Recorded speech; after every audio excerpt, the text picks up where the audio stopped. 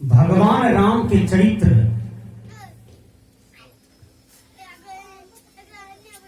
भगवान राम के चरित्र पर रामायण का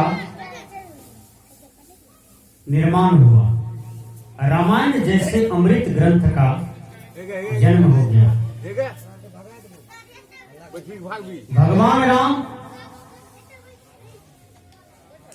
अपने मुख से अमृत की वर्षा करते हैं। वह केवल हिंदुओं के लिए नहीं है, पृथ्वी पर जितने भी मनुष्य हैं, यदि रामायण की एक एक बात को धारण कर ले तो यह धरती पर से राग, द्वेष, कलह जितने भी विकार हैं सब मिट जाएंगे। लेकिन रामायण की बात हम लोग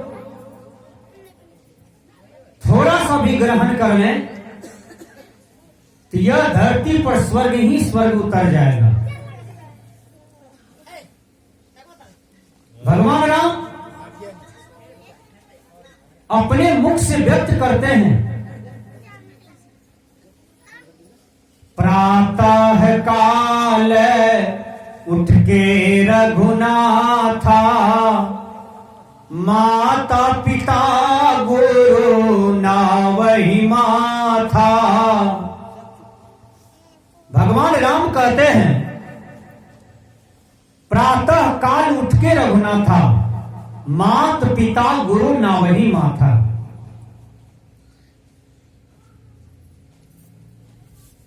उन्होंने केवल कहे नहीं, अपने जीवन में प्रैक्टिकल भी किए।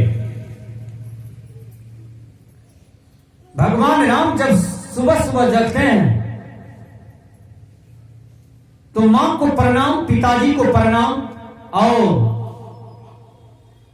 राज दरबार में जो गुरु थे उनको भी प्रणाम करते थे। साधु संत को आदर देते थे और एक एक बच्चे से भगवान राम प्यार करते थे। कहा जाता है कि जब भगवान राम 14 वर्ष के लिए निकल पड़े अयोध्या को त्याग करके, पिताजी की आज्ञा के अनुसार वनवास की ओर, एक एक बच्चा भगवान राम के लिए रो रहे थे। विचार कीजिए भगवान राम का व्यवहार कितना सुंदर था।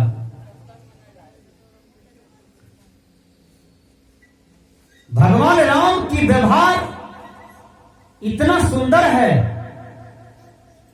इतना सुंदर था भी कि यदि उनके व्यवहार को हम अपने जीवन में जोड़े, हम अपने व्यवहार में जोड़े, तो आज भगवान राम जैसा पूजा, भगवान राम जैसा याद ये राष्ट्र, ये विश्व हमको भी करेगा। लेकिन हम अपने व्यवहार को भगवान राम की व्यवहार में जोड़ें। संस्कृत के विद्वान ने कहा, महाजनों इन गता सपान था। जिन रास्ते से महापुरुष चले हैं उन रास्ते का अनुसरण करना चाहिए। भगवान राम सत्य की राह पर चलते हैं तो उनको अनेक तकलीफ हुआ, अनेक दर्द सहना पड़ा भगवान राम को, लेकिन भगवान राम सत्य से कभी डिगे नहीं, सत्य को कभी त्यागे नहीं और सत्य का ही व्याख्या करते रह गए, सत्य पर ही चलते रह गए। भगवान राम कहते हैं प्रातः काल उठ के रघुनाथा, मात पिता गुरु नावहि माथा। यदि हम इस पंक्ति को अपने व्यवहार में जोड़ते हैं तो भगवान राम हम सबको कहते हैं, चाहे हम ईसाई वाले हैं कि सिख वाले हैं कि यहूदी वाले हैं कि पारसी वाले हैं कि जरथुस्ती वाले हैं कि हिंदू हैं कि हम मुसलमान हैं, जो भी हैं, भगवान राम कहते हैं मेरे भाई, तुम सुबह जगते हो तो अपनी मां को प्रणाम करो जिस मां ने तुमको जन्म दिया है, जिस पिता ने तुमको पाला है, जिस गुरु ने तुमको उंगली पकड़ करके चलना सिखाया, जिस गुरु ने तुमको क ख से लेकर के ABCD से लेकर के Z तक सिखाया, जिस गुरु ने तुमको भौतिक विद्या दिया और आध्यात्मिक शिक्षा भी दिया, और उसी गुरु के ज्ञान से तुम जीवन में सुख प्राप्त किए हो और शांति को भी प्राप्त किए हो, ऐसे गुरु को तुम बारंबार नमस्कार करना, ऐसे गुरु को तुम सेवा भी करना। भगवान राम कहते हैं प्रातः काल उठ के रहना था, मात पिता गुरु नावई माथा। लेकिन ये कलयुग में क्या होता है, प्रातः काल उठ के रघुनाथा, आपन माय बाप के दह दुई लाता।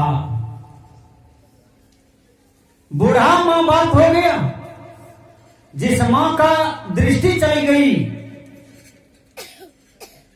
जो मां अपने से पानी नहीं भर पाती है, जो मां अपने से भोजन नहीं पका पाती है, जो मां अपने से कुछ भी अपने लिए भी नहीं कर पाती है, उस बूढ़े मां बाप से ये कलयुगी बेटा क्या करता है, जिस समय मां बाप का सहारा बनना चाहिए, उस समय कलयुगिया बेटा उस मां बाप से अलग होता है और मां बाप को ऊंची आवाज में कहते हैं कि तुम भी अलग रहो और हम भी अलग रहते हैं। देखिए,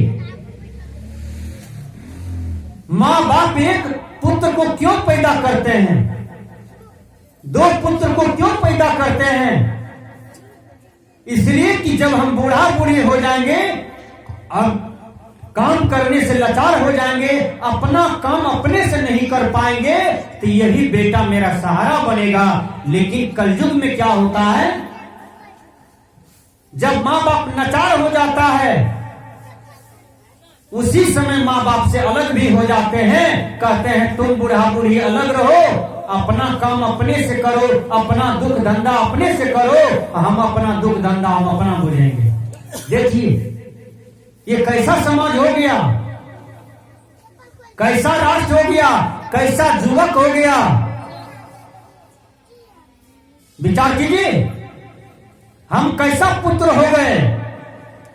भगवान राम 14 बरस तक, छोड़ दो बाबू, भगवान राम 14 बरस तक अपने पिता की याद में रोते रह गए वनवास में। पुत्र तो वैसा होना चाहिए भगवान राम की तरह, जो पिता को वचन भी पालन किया और पिता को याद भी करते रहे। और यदि कोई भगवान राम के सामने में दशरथ शब्द बोल देते थे तो भगवान राम रोने लगते थे कि मेरे पिताजी मेरे वियोग में तरफ तरफ करके मर गए। विचार कीजिए, राम से कितना प्रेम था दशरथ को और दशरथ से कितना प्रेम था भगवान राम को। ये तो पिता और पुत्र का प्रेम होना चाहिए। ये दुनिया को भी सीख लेना चाहिए कि हम यदि प्यार करें तो अपनी मां से, अपने पिता से, अपने भाई से, अपनी बहन से। ये कलयुग में होता क्या है, मां बाप से नफरत करते हैं, अपना भाई से नफरत करते हैं, अपना बहन से भी लोग नफरत करते हैं, और रिश्ता नाता कहां जोड़ते हैं, तो अक्सर मैं देखता हूं कि ससुराल वाले ज्यादा प्यारा हो जाता है, ससुराल वाला ज्यादा प्यारा हो जाता है। साली प्यारा हो गया, साढ़ू प्यारा हो गया, सास ससुर प्यारा हो गया, उनका सखा संतान रिश्ता नाता प्यारा हो गया। जिस खून से हम जन्म लिए हैं वो खून को हम बैरी मानने लगते हैं, उसको टोकने के लिए भी तैयार नहीं है, उसको दो शब्द प्यारा बोलने के लिए तैयार नहीं है। आखिर हम मनुष्य हैं, हम कितना तुच्छ का जीवन जी रहे हैं। भगवान राम कहते हैं मात पिता गुरु नावही माथा। जो माता पिता गुरु को आदर देते हैं, इनके चरणों को नमन करते हैं, उसका आयु बढ़ता है। जो माता पिता गुरु को तिरस्कार करता है, आज्ञा का उल्लंघन करता है, उसका आयु घटता है, क्योंकि वो विकार मन के साथ कर्म करता है, वह कर्म में आनंद नहीं है, वह कर्म में रोशनी नहीं है, इसलिए उनको दुख होता है। सिया राम मैं सब जग जानी। रामायण में कहा सिया राम मैं सब जग जानी। सब में राम को देखो, सब में भगवान को देखो, सब में परमात्मा को देखो, क्योंकि सबके अंदर में भगवान है, सबके अंदर में परमात्मा है। आज हम भगवान को कहां खोजने के लिए जाते हैं? मंदिर में, पीपल गाछ के पास, पत्थर में, आकाश में, खुट्टा खम्मा में। कबीर साहब ने कहा मोको कहां ढूंढे बंदे, मैं तो तेरे पास नहीं। भगवान कितना चालाक था कि ये तन रूपी मंदिर को बना दिए और तन रूपी मंदिर में मूर्ति बन करके बैठ गए। यही समझ नहीं पाते हैं संसार के लोग। हम लोग ईटा गिट्टी फट्टी वाला में जाके भगवान को खोजते हैं, लेकिन नहीं, भगवान तन मंदिर को बनाया। थोड़ा ढंग से समझिए, आप लोग समझदार हैं। बड़ी मार्केबल बात है, ये शरीर एक मंदिर है। यही शरीर रूपी मंदिर में भगवान बैठ गया, जिसको चेतन कहते हैं, जिसको आत्मा कहते हैं।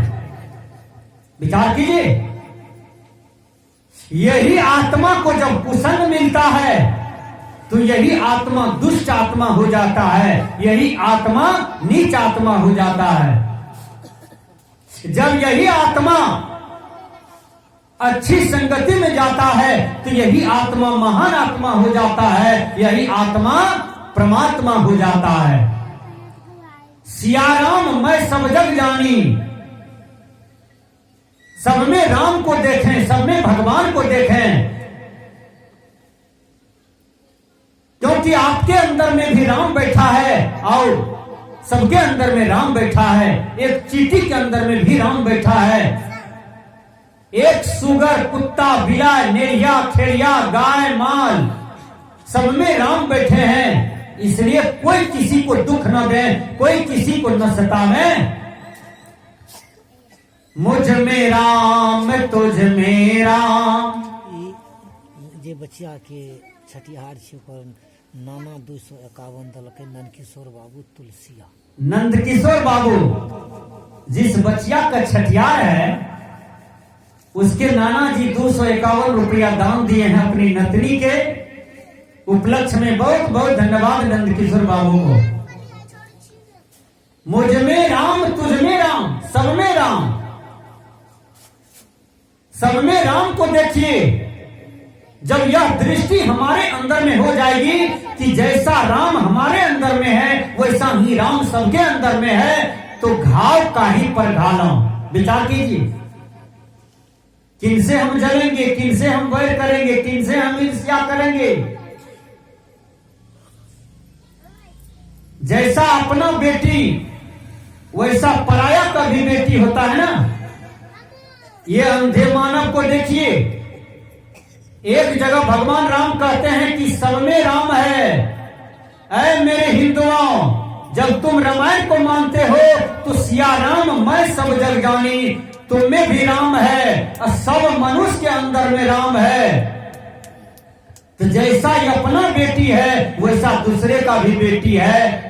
अपना बेटी को गोद में उठा को चूमते हो और दूसरे की बेटी को बलात्कार करते हो। अभी देखिए, आपके अररिया जिला में एक बड़ी घटना घटी है, जो कि 6 बरस के लड़की को जबरदस्ती परिवार से उठा लिया और सबको थिरनट्टा सटा करके वह 6 बरस की लड़की, जिसको मुंह धोने के लिए भी नहीं आता होगा, पैर धोने के लिए भी नहीं आता होगा, कपड़ा भी पहनने के लिए नहीं आता होगा, वह 6 बरस की लड़की को मोटरसाइकिल पर लिया और 1 किलोमीटर में जाकर के उस बच्ची के साथ बलात्कार किया। फिर 2 घंटा के बाद उस बच्ची को पहुंचा दिया। जा रे मानव, क्या तुम अपनी बेटी के साथ ऐसा करोगे जिसको तुम पैदा किए हो? विचार कीजिए, क्या उस बेटी के अंदर में राम नहीं था? उस बेटी के अंदर में भगवान नहीं था जिसको तुम बलात्कार किया? इसलिए संत महात्मा कहते हैं सिया राम मैं सब जग जानी। जिस दिन यह दृष्टि हमारे अंदर में हो जाएगा तो कोई किसी से झूठ नहीं बोलेंगे, नशा खा करके गलत काम नहीं करेंगे, बेविचार नहीं करेंगे, हिंसा नहीं करेंगे, चोरी नहीं करेंगे, नाना प्रकार के जो कुकर्म ये मनुष्य करता है वो कुछ भी नहीं करेंगे। सिया राम मैं सब जग जानी, सब में परमात्मा को जानिए, सब में दुख दर्द है, सब में आत्मा है, सब में दुख पीड़ा है, सबको सुख शांति लेने का अधिकार है। इसलिए ये भगवान से कोई बैर न कीजिए। कबीर साहब जी कहते हैं घाव काही पर घालो जीत देखो तीत प्राण हमारो। सिया राम मैं सब जग जानी, अब 5 सेर दूध में 5 सेर पानी। कैसा बेईमान दुनिया हो गया। 5 सेर दूध में 5 सेर पानी, वो दूध फायदा करेगा? विचार कीजिए। एक आदमी